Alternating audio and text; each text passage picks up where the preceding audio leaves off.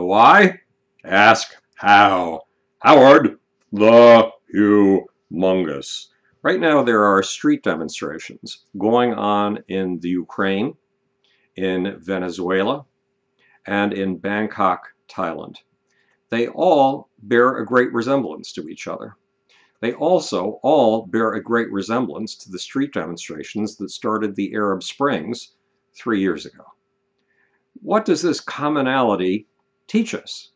Two things, two totally opposite things.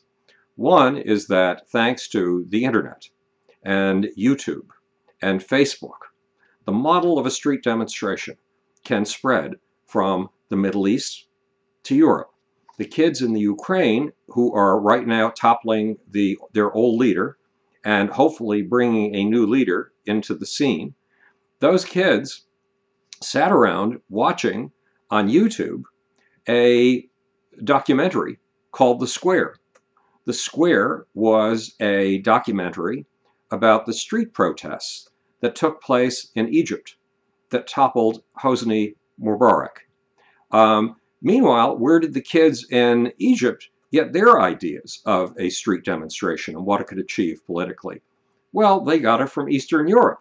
Eastern Europe, well, in 1989, when the Berlin Wall fell, there were what were called color revolutions. People in Eastern Europe all over the place took the streets and demanded a change of regime and demanded independence from the Soviet Union. And guess what? In countries like the Ukraine, they got it. But did this idea of demonstrating in the streets start in Eastern Europe, or did it start in the Middle East with the Arab Springs? No, not at all. Back in 1788, the people of Paris took to the streets and attacked a building called the Bastille, in which there were only 7 prisoners, but the conditions under which the prisoners were kept had become emblematic of a tyranny of the king. Now, in reality, the king in charge in 1788 was one of the most liberal kings that France had ever had, but the French regarded him as a total tyrant. Then, in 1819, the English took to the streets and had street demonstrations. They had street demonstrations because rich people owned huge amounts of agricultural land and kept poorer people there as peasants. And it turns out that corn, in other words, the food that was raised, mostly wheat, it was called corn in England, could be raised much less expensively outside of England. And if you imported it to England, people could afford food at a much lower cost. The barons, the earls, the aristocrats who owned the land in England did not want inexpensive food coming into the country. Why? Because then they wouldn't be able to sell their much more expensive food to the poor, the very people who were raising the crops for them. People got fed up with this in England and tried to get rid of the corn laws that kept out inexpensive food, and they gathered in huge masses, anywhere from 60,000 to 150,000 people, and the army mowed them down. So this tradition of street protest has been going on for a long time. Has it been going on because the people in England studied the example of France? Well, to an extent, yes. The French Revolution became famous in England, infamous in England. Did the Arab Springs start with their street revolutions, their street demonstrations, because of the examples in North America and Europe? North America, where we, for example, had huge street protests against the Vietnam War in the 1960s. Yes, they were heavily influenced.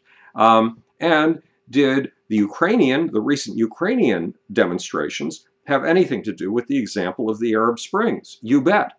They had everything in the world to do with the example of the Arab Springs and with another example, the example of what has happened in Syria, where what started as peaceful street demonstrations has turned into a civil war so bloody that it will be surprising if anybody's got housing left, much less bodies left, if anybody is alive, when the whole thing is over. Yes, there's a great deal of learning, but there's something else to take into account here.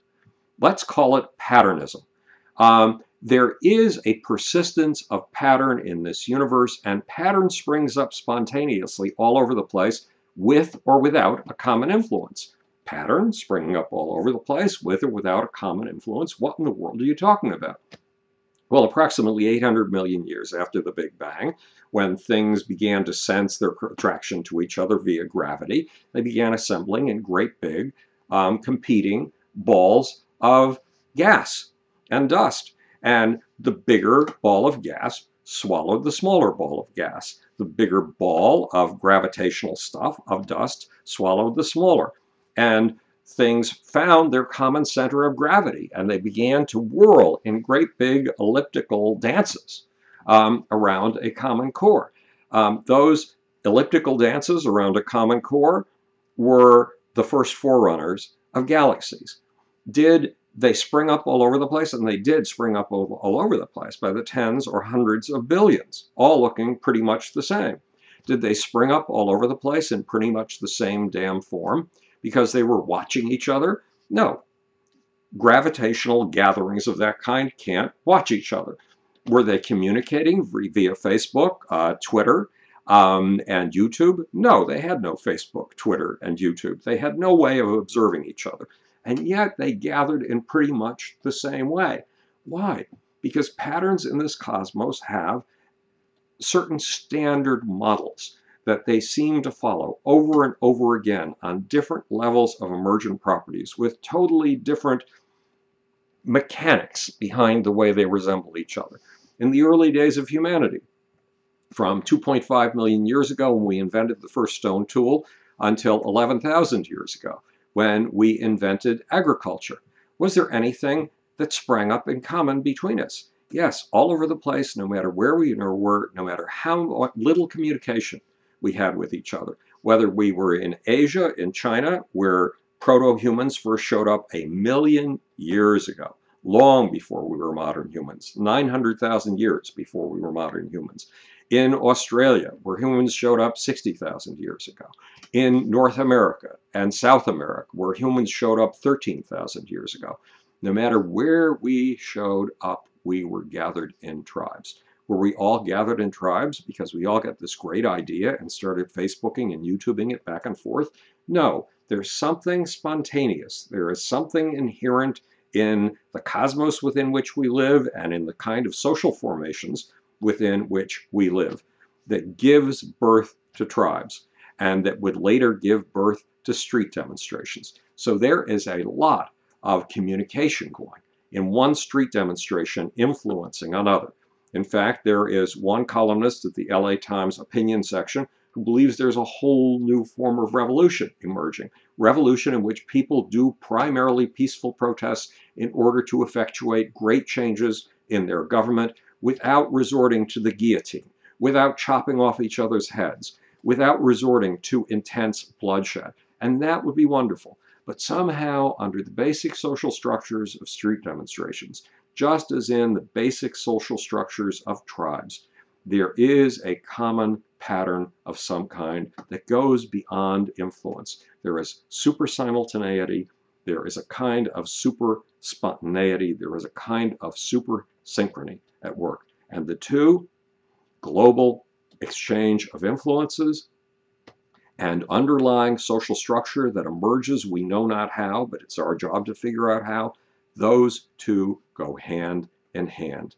And it is important for us not only to see how an innovation in one place influences innovation all over the place, but it's important for us to see why an innovation in one place often is mirrored by a spontaneous innovation that takes place in a vastly different place. Let's call it Patternism.